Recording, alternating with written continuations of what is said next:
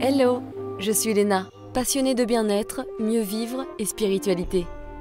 J'ai créé ce podcast pour faire connaître au plus grand nombre des méthodes alternatives pour aller mieux, que ce soit physiquement ou mentalement.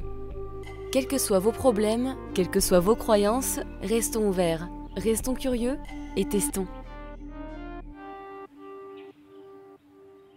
Et voici la suite de l'épisode sur les sorties astrales avec Florentin Ionita. Alors parlons des symptômes de sortie astrale, parce que même si je pense que chaque expérience est unique, il y a quand même des similarités qu'on rencontre quand on est presque en train de faire une sortie de corps. Tu vois, par exemple, pour moi, la première fois quand j'ai vécu ça, c'était pas du tout prévu comme je l'ai déjà dit. Je savais pas que ça existait, mais je me suis dit dans la tête, je veux que mon âme, elle prenne le dessus de mon mental. Et je sais pas pourquoi je me suis dit ça d'ailleurs. Plus tard, j'étais dans mon lit, donc quelques heures après, allongée, je dormais pas, j'étais un peu en onde cérébrale modifiée, tu sais, comme dans une méditation. Et au bout de 2 heures, j'ai commencé à entendre de l'eau d'une cascade, mais de manière très précise. Comme tu dis, tu vois, le son était très clair, de plus en plus d'ailleurs. Et ensuite, j'ai entendu un son, un buzz très lourd, très fort, comme si un avion était en train de décoller juste à côté de moi. Comme des moteurs. Ouais, exactement. Et tout mon corps était en train de vibrer, et je crois que tout ça, ce sont des symptômes qui sont communs, si je puis dire. Oui, c'est classique. Les symptômes habituels sont la sensation de vibration dont tu parlais. C'est le plus courant, parce que c'est le plus perceptible.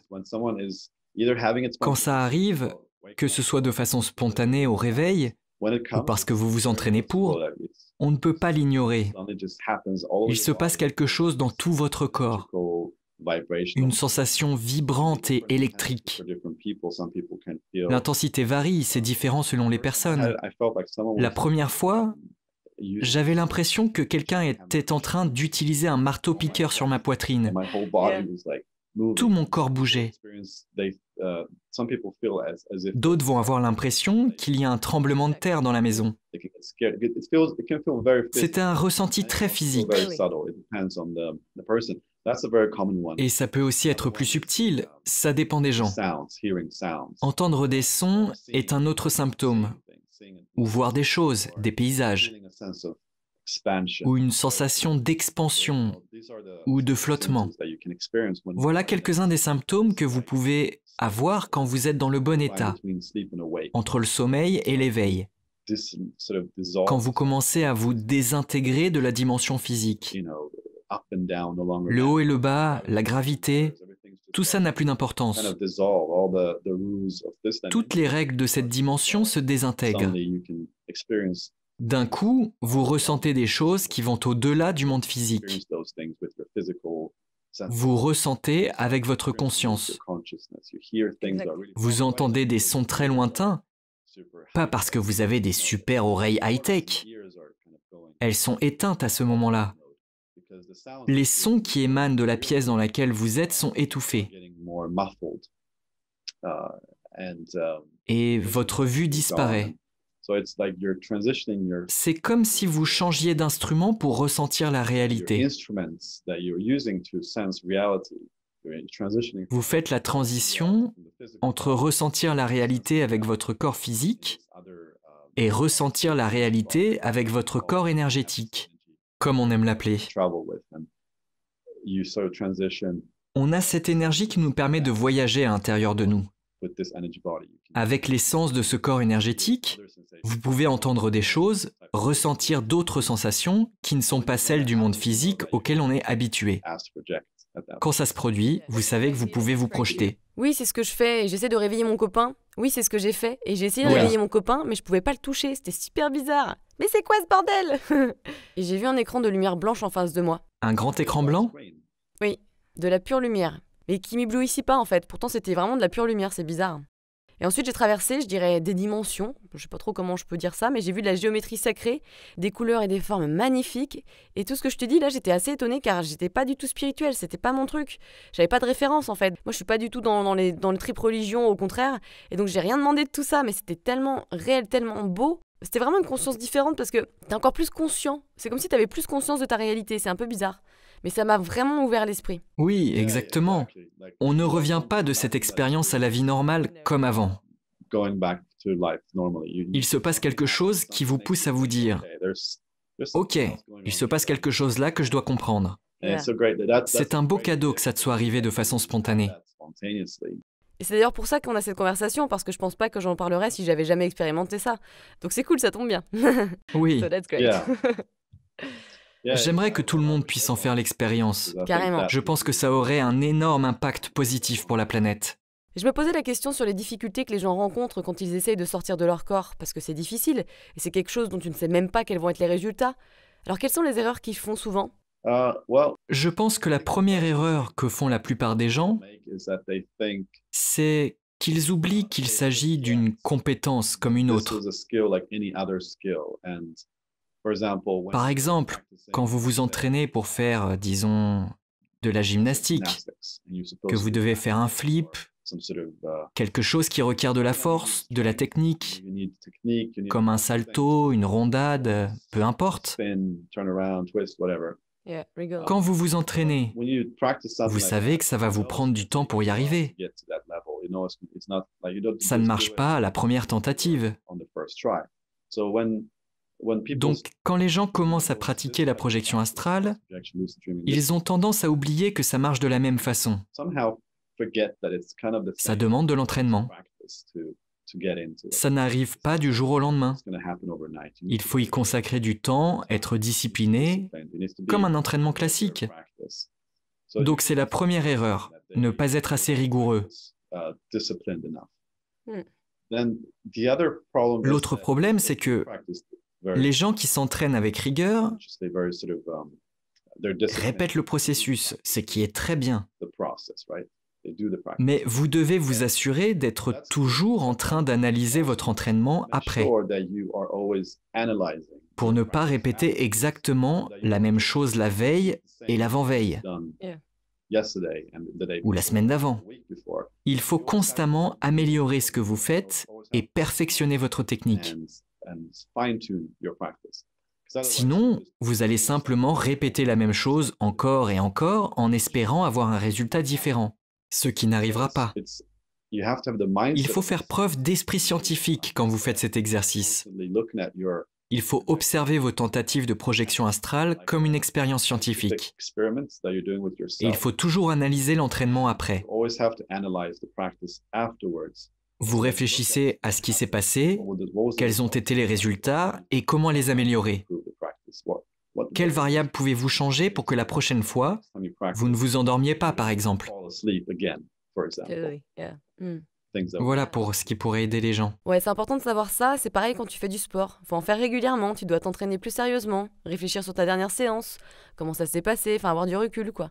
Oui. Quelles sont les entités que tu peux rencontrer et jusqu'où tu peux aller, parce que je pense que c'est encore plus gros que ce qu'on imagine. Mais toi, comment tu le vois? Oui, c'est difficile d'imaginer quelque chose qui se trouve au-delà de notre perception. Si on reprend notre comparaison avec Internet, certains sont familiers de la taille d'Internet, avec cette image qui montre un iceberg. Vous avez le niveau de la mer et au-dessus la pointe de l'iceberg. C'est la partie à laquelle vous pouvez accéder via Google ou tout autre site. Mais la plus grosse partie d'Internet se trouve sous la surface de l'eau. C'est ce qu'on appelle le dark web. C'est là où se trouve la plupart des informations. Et c'est la même chose avec la réalité. On fait l'expérience d'une toute petite partie de la réalité quand on est dans la dimension physique. Et pour une bonne raison, parce qu'on ne veut pas voir toutes les dimensions et toutes les réalités en même temps. Ce serait très perturbant. C'est bien de se concentrer sur une chose quand on est ici. Mais il y a tellement de choses à explorer au-delà. C'est impossible de dire combien. Il y a peut-être une infinité d'endroits avec des variables infinies. Par exemple, la gravité sera différente, ou peut-être qu'il n'y aura pas de gravité du tout. Toutes les possibilités dans lesquelles la réalité peut exister existent probablement quelque part dans une autre dimension. Que ce soit avec des créatures à 8 bras ou une main, avec 5 yeux ou qui volent. Tout ce que vous imaginez et que vous n'imaginez pas existe probablement quelque part sous une forme ou une autre. parce que l'univers cherche à s'exprimer, à s'étendre. Il veut créer toutes sortes de variations de la réalité, grossir et apprendre. Donc tout doit exister au-delà. Mais ce n'est pas parce qu'on a un corps qu'on va faire l'expérience de tout ça. En général, on fait une expérience au moment où on est prêt. On fait les expériences qui nous parlent le plus parce que nos fréquences vibratoires correspondent à cette réalité. On ne peut pas aller à un endroit qui ne nous correspond pas. Si vous souhaitez vous rendre dans un endroit d'un haut niveau spirituel, où vivent des maîtres ascensionnés par exemple, si vous ne correspondez pas à cette fréquence, que votre conscience n'en est pas à ce niveau, vous ne pourrez pas pénétrer dans cet espace. C'est pour ça que c'est important de travailler sur toi-même aussi. Oui, il faut travailler sur soi. Et tes croyances limitantes, tes traumas, tout ça quoi. Il y a beaucoup de boulot. Oui, totalement. Mais je pense que ce qu'il y a de puissant dans cette pratique, c'est que c'est un outil très efficace pour travailler sur soi.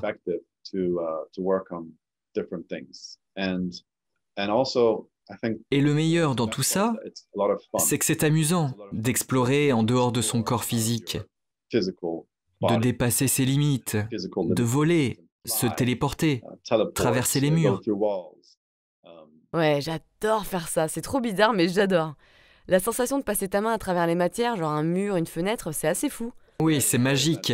Je vais jamais trop loin par contre, je passe à travers les fenêtres, dans la rue, et surtout j'adore voler. La sensation elle est dingue. Oui, c'est extraordinaire. Quand on passe ses mains à travers un mur, on ressent les textures, les matériaux dans le mur, tous les petits morceaux. C'est très intéressant. C'est une question que j'ai toujours eue. Quel est le rôle du subconscient et de notre imagination dans le fait de faire des sorties astrales? Parce que tu vois, je fais souvent des sorties astrales au milieu de la nuit. Ma conscience, elle se réveille dans le noir, souvent je suis aspirée quelque part, en tout cas c'est la sensation que j'ai, mais c'est agréable. Et ça arrive comme ça des fois, et je sens ou je vois quelqu'un, ça dépend. Je me souviens qu'une fois j'ai pensé qu'il y avait une sorte de guide spirituel, et la personne ou l'entité, elle était composée de comme des petites flammes en fait partout. Et il me prenait par le bras et on allait vers le haut. Et après en fait, ma conscience, elle s'est rééteinte, entre guillemets, je me suis rendormie. Mais c'est quand même assez lucide, enfin, c'est vraiment pas comme un rêve, la sensation est différente. Donc je me demandais si l'imagination, même si ça fait très vrai, elle a un rôle à jouer dans tout ça. L'imagination joue un grand rôle, parce que c'est de cette manière qu'on peut créer des choses. Qu'est-ce que l'imagination? C'est la manifestation de nos pensées en quelque sorte. Exactly. Yeah. Donc vos pensées se manifestent dans la dimension physique quand vous visualisez quelque chose. Par exemple, vous visualisez un verre sur une table. Dans le monde physique, le verre ne va pas apparaître instantanément sur la table. Si vous travaillez un moment sur cette image, vous pourriez faire apparaître ce verre sur la table. Un ami pourrait arriver et vous dire « Salut, je te laisse ce verre ». C'est comme ça que ça fonctionne dans notre réalité. Ça prend du temps pour que ce que vous imaginez se matérialise dans la dimension physique. Mais dans les dimensions non physiques, les pensées sont instantanées. Vous pouvez faire apparaître ce verre en face de vous. Le plus facile généralement est de tourner la tête, de matérialiser le verre dans votre main, et quand vous regardez de nouveau, il est juste là. Vous pouvez créer. Parce que nous sommes des sources de conscience. Nous sommes des créateurs. Et nous nous trouvons dans ce qu'on peut appeler une réalité virtuelle, une matrice, peu importe. Et à l'aide de notre intention, de nos pensées, on crée des choses, on se déplace, tout passe par notre intention, par nos pensées. Et même dans le monde physique, tout passe par notre intention et nos pensées. Chaque idée, chaque entreprise, chaque produit, tout ce qui a été créé a toujours commencé par une idée, une vision, une pensée. Puis cette pensée est mise en mouvement pour qu'elle puisse se manifester. Mais ça commence toujours de la même façon.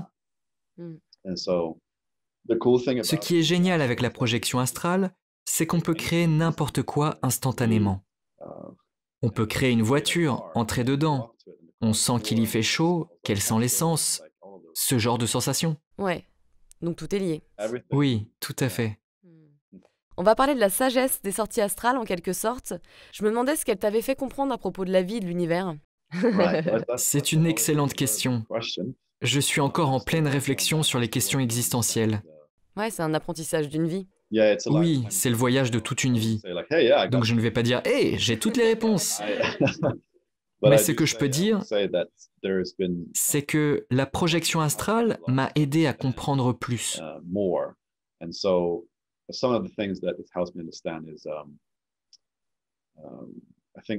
Il y a eu une phase dans ma vie où je me disais « Ok, je ne fais pas partie des gens religieux.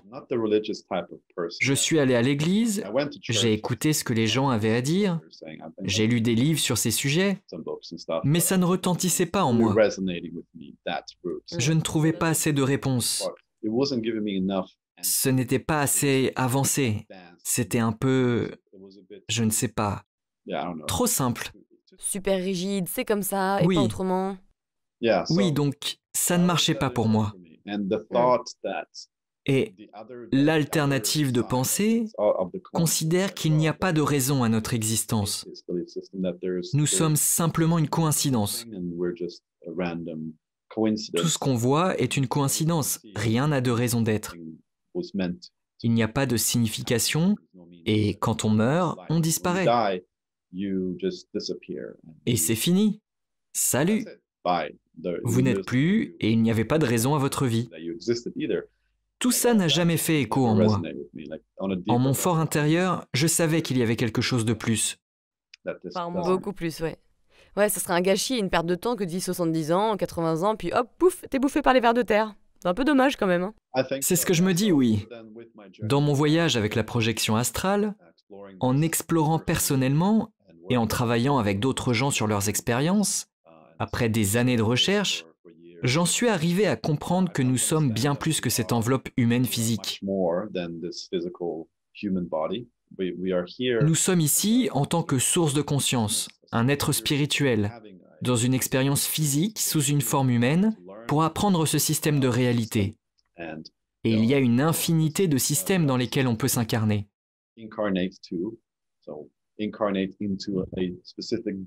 Donc s'incarner dans le véhicule spécifique d'un système, peut-être sur une planète différente où l'on apprend comment y vivre avec les règles de cette réalité. Et chaque réalité a ses propres enseignements.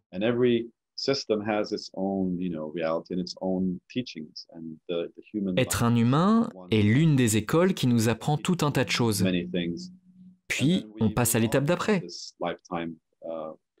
Peut-être une nouvelle incarnation ici, ou peut-être ailleurs.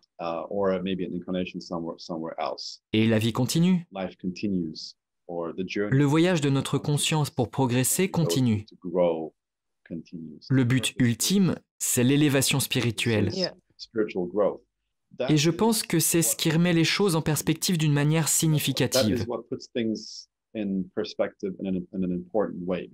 Si vous pensez que c'est tout ce qu'il y a, que quand vous mourrez, vous disparaissez, alors votre objectif de vie sera de vivre la vie la plus confortable possible. C'est tout ce qui compte. Vous êtes confortable, vous avez votre maison, votre voiture, votre vie, et voilà. La télé. Oui, vous passez juste le temps et vous n'avez pas d'objectif suprême. Puisque vous allez mourir de toute façon, à quoi ça sert de faire quoi que ce soit? Le futur, c'est la mort. C'est sinistre, n'est-ce pas? Mais si vous comprenez que ça continue après, que vous êtes ici pour apprendre, croître, alors vous voulez en apprendre plus, croître davantage. Vous comprenez que vous allez continuer de progresser. Vous allez emporter cette sagesse avec vous. Vous ne prendrez peut-être pas les souvenirs de cette vie avec vous. Parfois les gens disent, si la réincarnation existe, alors pourquoi on ne peut pas se souvenir de ses vies antérieures? Je pense qu'on ne se souvient pas de nos vies passées, parce que ce serait un lourd fardeau à porter. Imaginez si vous deviez garder avec vous les traumatismes de toutes les vies que vous avez vécues. Ou si j'étais un violeur dans une vie antérieure ou quelque chose comme ça. Oui, vous n'auriez pas de nouveau départ. Vous devriez vivre avec tous les traumas, les bagages de toutes les autres vies. Vous ne pourriez pas vivre cette vie pleinement à cause de tout ça. ça vous affecterait de bien des manières. Donc à l'inverse, on ne se souvient pas des événements qui se sont déroulés, mais on garde les enseignements avec nous à un certain niveau. Je pense que c'est pour ça que certains naissent avec des talents. Ils sont capables de faire des choses facilement, alors que d'autres doivent se démener pour apprendre les mêmes choses. C'est facile de récupérer des talents qu'on a développés dans d'anciennes vies. On apprend beaucoup plus vite que ceux qui n'ont pas appris ça dans d'autres vies. Je pense que l'apprentissage revient dans des formats différents de ce qu'attendent les gens.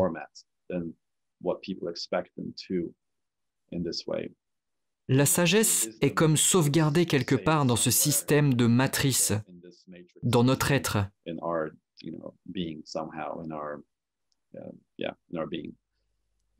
Donc voilà, nous sommes bien plus que des êtres physiques et nous continuons notre voyage pour apprendre. Et ce qu'il y a d'excitant avec la projection astrale, c'est qu'on peut explorer au-delà de nos corps physiques et avoir des expériences qui nous confortent dans l'idée que oui, la vie continue après la mort de notre corps physique. Pas besoin de s'inquiéter de notre mort. C'est réconfortant de savoir que quand un être cher décède, il ne disparaît pas pour toujours. Vous pouvez vous connecter à eux en utilisant cette méthode. Vous pouvez leur rendre visite où qu'ils soient et voir qu'ils vont bien. Je pense que c'est thérapeutique. Ça vous apporte beaucoup de paix de réaliser que la mort n'est pas la fin pour vous, ni pour les autres. Et j'ai plus peur de la mort maintenant, tu vois, grâce aux sorties astrales. Oui, comment vivraient les gens s'ils n'avaient pas peur de mourir? Ou de la mort de leurs enfants, ou d'autres proches. Comment on vivrait si on avait moins peur, moins d'angoisse? À quel point serions-nous plus reconnaissants? Est-ce que ça ne donnerait pas plus de sens à notre vie si on savait que nous sommes ici pour une raison, qu'on a une mission, qu'on est ici pour apprendre, évoluer? Est-ce que c'est pas plus excitant de vivre ce genre de vie plutôt qu'une vie où on n'a aucune raison d'être et où on va disparaître? Ces deux vies engendrent des sentiments très différents. Il y a tellement plus de signification. Ouais, c'est pas les mêmes buts, mais l'un est plus intéressant que l'autre. Oui. Carrément. Donc à propos de ton programme, comment tu es arrivé à le composer? Parce qu'il y a tellement de méthodes sur ça, ça n'a pas dû être facile. Oui. Construire, matérialiser un programme à partir d'éléments abstraits et en faire une pratique a constitué un vrai défi. Mais je pense que l'important, en tant qu'entraîneur, professeur, c'est d'observer ma pratique, mon voyage, comment j'ai appris, qu'est-ce qui a fonctionné pour moi. Parce qu'il y a beaucoup de gens qui disent beaucoup de choses, mais je sais ce qui fonctionne pour moi, et je sais ce qui ne fonctionne pas. Alors ça valait la peine de construire un programme qui soit lié à ma propre expérience de voyage. Oui, bien sûr. Pour moi, ça n'a pas de sens d'y inclure ce que d'autres ont dit si je ne l'ai pas essayé avant, et si ça n'a pas marché. J'ai suivi un processus de filtrage. J'ai fait des recherches pendant des années, j'ai fait différentes retraites, j'ai suivi l'apprentissage de plusieurs professeurs, j'ai essayé un tas de choses, constaté ce qui marchait et ce qui ne marchait pas, et j'ai fait une sélection. Je me suis dit, si je veux construire un programme, je vais inclure tout ce qui me semble primordial pour réussir. Et je ne voulais pas inclure trop de choses moins importantes, pour que les gens ne se sentent pas surchargés en informations. Ça doit rester pertinent. Je voulais me concentrer sur les aspects essentiels de la pratique. Et puis, j'ai structuré ça d'une belle manière pour que les gens puissent suivre le programme étape par étape. Je parle de manière très rationnelle, d'une manière simple à comprendre. Oui, je trouve que ça peut être très nocif, très perturbant d'apprendre ces choses avec quelqu'un de flou, de New Age.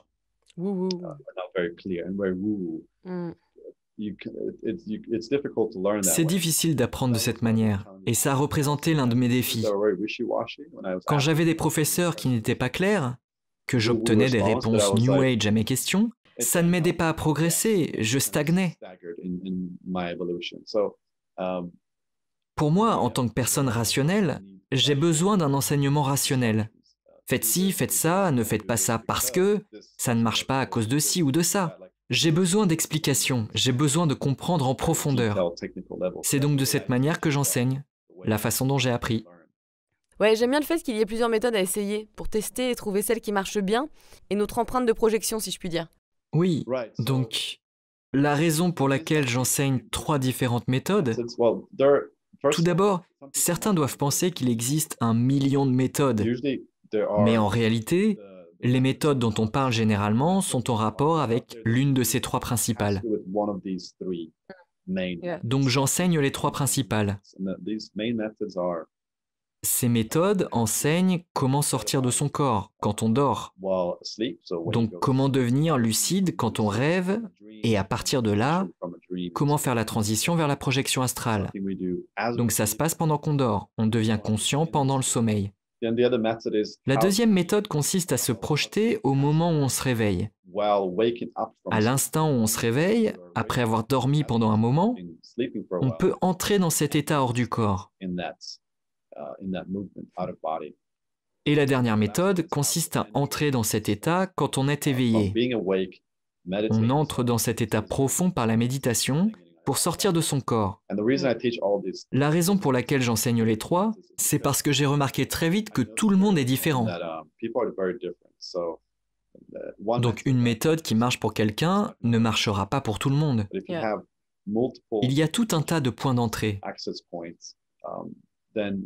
Le taux de réussite augmente parce qu'il existe ces différents points pour entrer dans l'état requis. Dans le programme que j'ai développé, on travaille à créer un plan pour sortir de son corps en utilisant différentes méthodes, différents ingrédients. Combien de temps, quand on va se coucher, quand on se réveille, quelle méthode, quelle bande-son, quelle technique, tellement de paramètres qu'on expérimente pour pouvoir mettre au point la pratique qui vous convient. Un plan qui rend la projection astrale accessible pour vous. Puisque tout le monde est différent, il faut définir par l'expérimentation ce qui vous convient personnellement. Parfois, j'aimerais que ça soit tout simplement un processus en 3 étapes qui marcherait pour tout le monde. Ça serait plus facile, n'est-ce pas? Faites ça, ça et vous voilà hors de votre corps. Malheureusement, ça ne fonctionne pas comme ça. C'est plus compliqué. Les gens sont différents les uns des autres. Oui, donc, c'est une sorte de processus minutieux passant en revue les différentes méthodes d'enseignement. Dans le programme, c'est ce qu'on fait de façon personnalisée et je suis là pour aider les gens à trouver leur style de vie. Mais c'est pas seulement un programme parce que tu as aussi des sessions de coaching. Tout à fait. Donc, le fait de transmettre des informations fonctionnera pour certaines personnes. Certains sont capables d'enregistrer l'information, de regarder des vidéos, de fournir le travail et de réussir. Mais le plus souvent, les gens ont besoin d'être guidés. Ils ont besoin de quelqu'un pour les motiver, pour pointer leurs erreurs ou ce qu'ils n'ont pas compris. Souvent, les gens regardent les vidéos et interprètent mal un point. Ils le comprennent à leur façon, qui n'est pas forcément la bonne. Donc avec les séances de coaching, on peut disséquer tout le processus et s'assurer qu'ils comprennent bien quoi faire quand ils sont coincés. Ce qu'ils peuvent faire pour continuer. Et ça les aide à avancer plus vite, à ne pas abandonner. Sinon, beaucoup abandonneraient. Ils essayeraient différentes choses sans comprendre pourquoi ça ne marche pas. C'est un travail invisible. C'est difficile de comprendre ce qu'on ne fait pas bien, parce qu'on ne voit pas de signes évidents, ou on ne sait pas quoi chercher. Ensuite, ça devient difficile de comprendre. On a besoin de quelqu'un pour nous expliquer ce qu'on fait bien ou mal, si on perd son temps et son énergie, ou si on devrait s'entraîner d'une autre façon qui nous correspondrait mieux.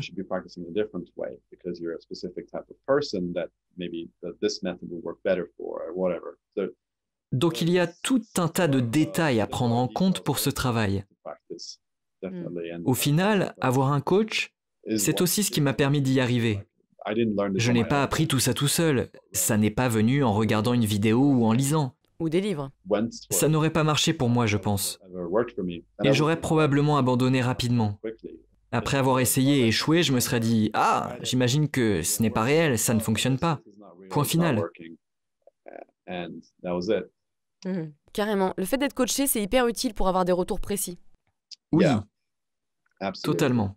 Donc on va finir cet épisode avec des petites questions rapides, et ces questions sont plus générales. Si tu devais garder qu'un seul livre, lequel serait-il? Oh, ça c'est une question très difficile. Peut-être... Le livre qui me vient à l'esprit, c'est Les 5 langages de l'amour. Est-ce que tu connais? Oui, je connais. Il y a aussi un petit sondage en ligne si tu veux en savoir plus. Ah, vraiment? Ce livre parle du langage de l'amour,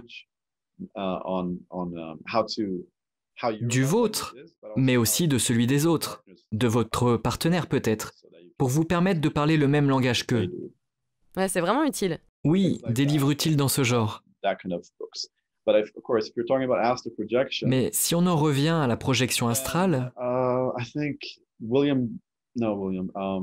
je pense que les livres de Robert Monroe sont très bien, parce qu'ils couvrent tout le processus, en partant de la base pour vous expliquer le travail à faire, en prenant en compte le scepticisme qu'on peut avoir au début, jusqu'aux projections où on rencontre des guides spirituels, des extraterrestres. Ils vous accompagnent dans ce voyage d'ouverture d'esprit. Vous pouvez écouter ce livre sur Audible. Je préfère écouter que lire un livre. Surtout sur ça. Qu'est-ce qu'on peut faire quand on se sent non aligné? Eh bien...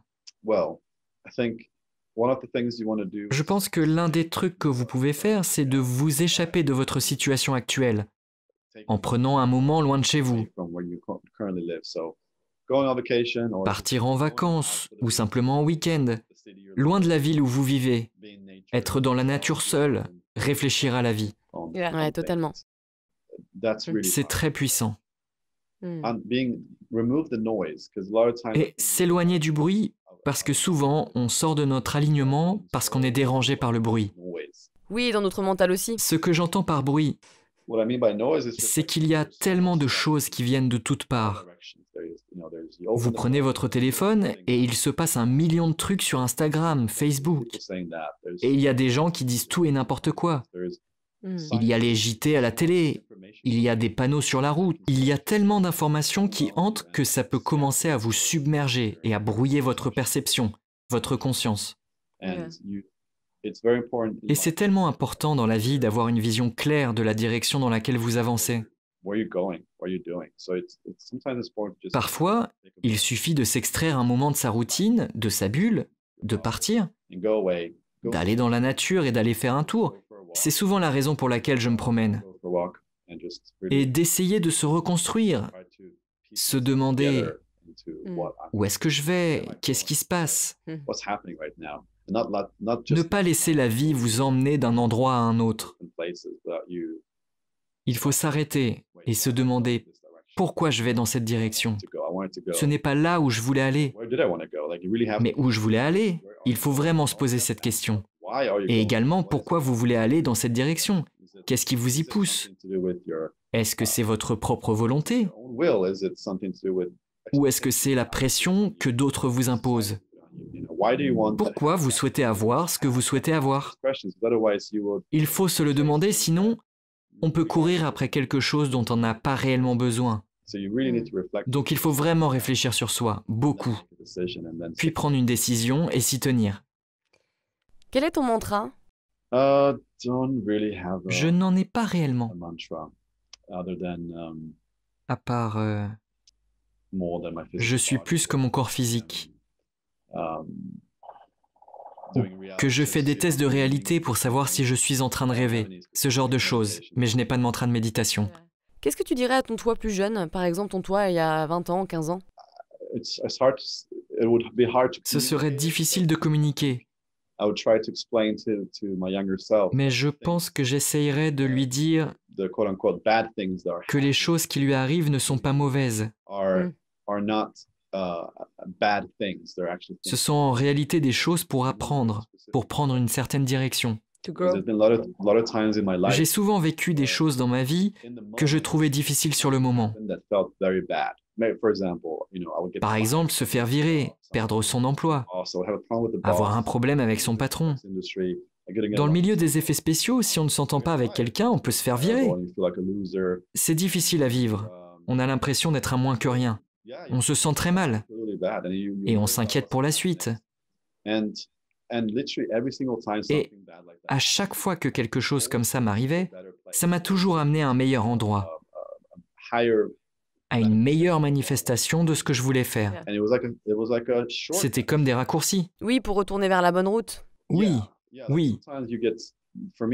Ce qui s'est passé pour moi, c'est que je me sentais bien dans mon entreprise et je me disais « Ah, j'imagine que c'est ça la vie, je vais rester ici un moment. Oui, je suis bien ici. » Et puis je me suis fait virer, et merde, maintenant je dois trouver un autre boulot. Et j'ai trouvé un autre boulot où je suis devenu manager. J'avais un poste plus élevé avec plus d'impact. Et c'est ce que j'avais envie de faire au fond. Je voulais un poste plus élevé. Donc parfois la vie vous pousse en dehors de votre zone de confort et sur le moment présent, ça a l'air d'être une mauvaise nouvelle. Mais quand on remet ça en perspective, on s'aperçoit que ça vous amène vers quelque chose de mieux.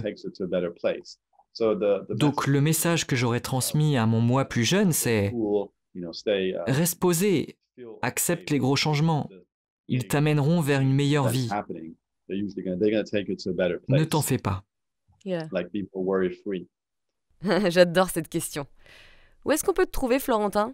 Vous pouvez me contacter sur Facebook et sur mon site internet que je peux projeter sur l'écran. Tada! Tadam! Elasticperception.com.